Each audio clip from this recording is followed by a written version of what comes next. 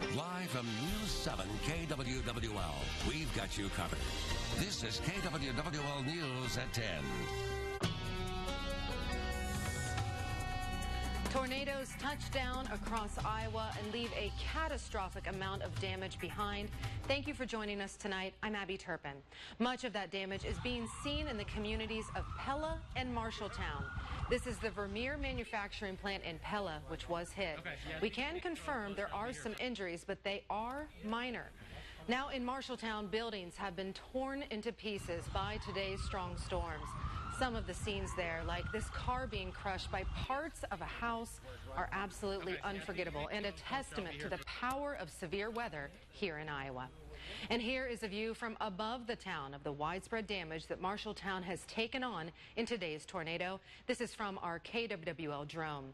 Now, we are still waiting word of injuries that may have come about as a result of the tornado in Marshalltown, and we will, of course, provide that information as soon as we know.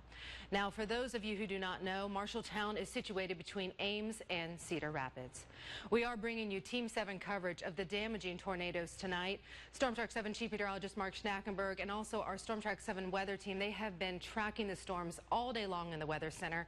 And Storm Track 7's Taylor Vessel is in Marshalltown right now, where a news conference is happening, which, as I mentioned, again, Marshalltown took a direct hit. So we start tonight with Taylor, who is seeing some of that damage firsthand. Taylor.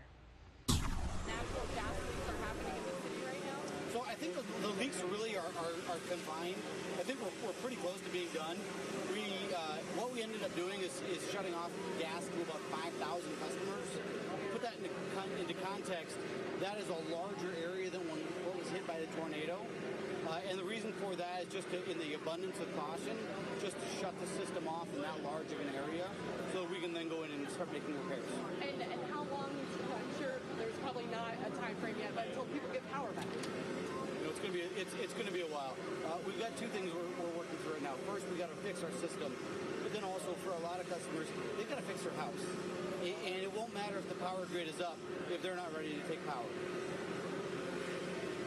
And how many are out? Thank you so much. We've got about 10,000 electric customers out right now. You know, we expect that it's going to be a multi-day job. It could run a week. We're still assessing that right now. How many people do you have out here working on it? And for those of you just joining us, what you're viewing right now is a live news conference in Marshalltown happening right now. We do want to listen to a little bit more of what this official has to say. It's still raining like this, and it's dark out, and you're not able to see what's going on. So that's why we're making the area safe, and then we'll start getting into You expect to bring in a large amount of resources tomorrow? Yeah, we'll bring in crews from across the area. Let me rephrase that. We'll be bringing in crews from across the state tomorrow to get going.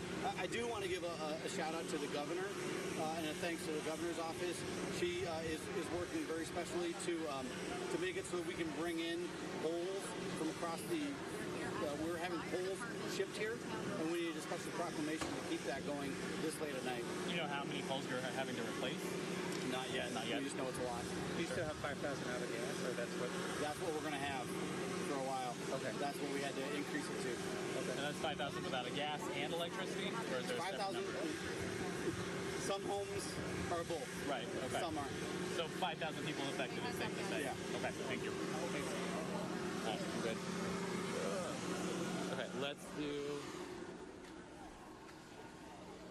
All right, and as you can see right there, that was our reporter Taylor Vessel getting to ask some questions there, the latest update as well. And we will have more live coverage on the way from Marshalltown. But for now, of course, we want to hear from Storm Track 7 Chief Meteorologist Mark Schnackenberg for a look of what all has happened today, and of course also what is next. Well, we've got some showers and thunderstorms still across the area, but nothing severe.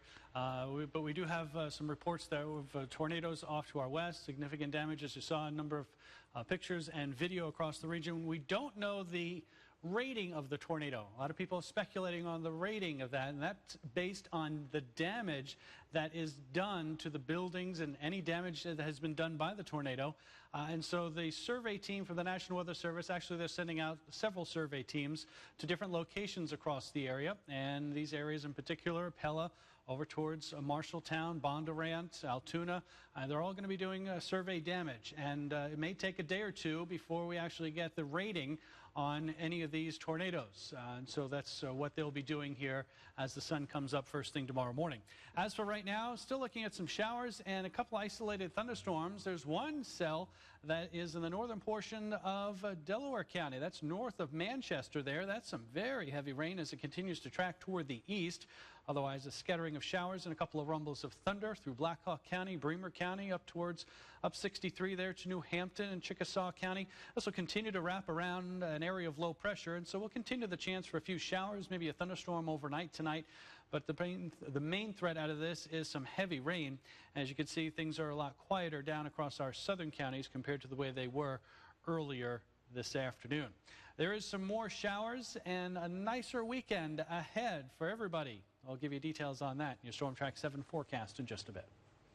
Mark, thank you. Now, we do know that a 9 p.m. curfew went into effect in Marshalltown this evening. Nearly 10,000 people were without power at one point, and even the town hospital was damaged and patients had to be routed elsewhere. Now, this is more video where you can see the tornado that hit Marshalltown slowly spinning as it rips off the spire of a building right behind that Hy-Vee gas station. And here's another look at that tornado. You really get an idea of the width of the twister hitting Marshalltown right there. The powerful storm circling on top of fields near the city.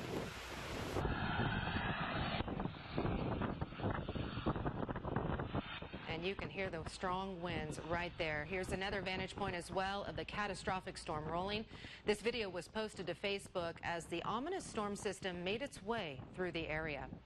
And as Mark mentioned, there were funnels spotted across the entire state today as the storms moved closer to eastern Iowa. Here's a look at 2 funnel clouds. This was over Altoona, just east of Des Moines. And then here is a look at the tornado near Bondurant. You can see the funnel spinning far off in the distance. And here's another look at that tornado as it roared towards Bondurant. This video was taken at 3:30 in the afternoon, but the skies are nearly as dark as they are right now, just after 10 o'clock. Now, this video was shared from our NBC affiliate in Des Moines, WHO. And right here is some video that shows the tornado in the Pella area. It was taken from someone riding in a car in the central Iowa area. You can see that it is a very large funnel spinning up a lot of the ground there. You can tell it is very large. Now, of course, the focus over the next few days, weeks, and perhaps even months in many of the communities hit today is how to regroup and rebuild. It's too soon to determine how much damage has actually been caused, but we do know as we take another aerial look at Marshalltown tonight, the damage is severe. As Storm Track 7's Taylor Vessel reported, that community took a direct hit. Now, we will hear more from Taylor, who has more information on the damage coming up in just a few minutes. One of the most striking examples of the damage that we have seen is at the manufacturing plant in Pella.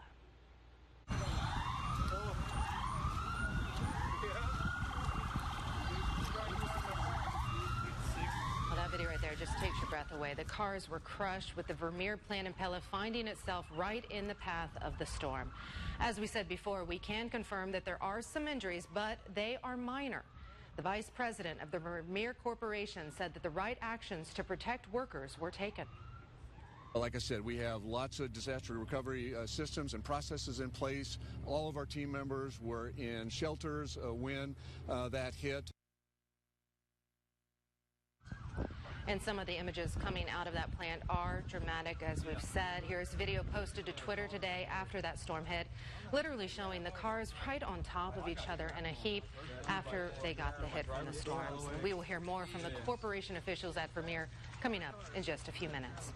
Now back over to Marshalltown. Other businesses also took the brunt of the storm. This is Lennox Industries, and you can see the grounds of this facility just thrashed in the wake of those storms.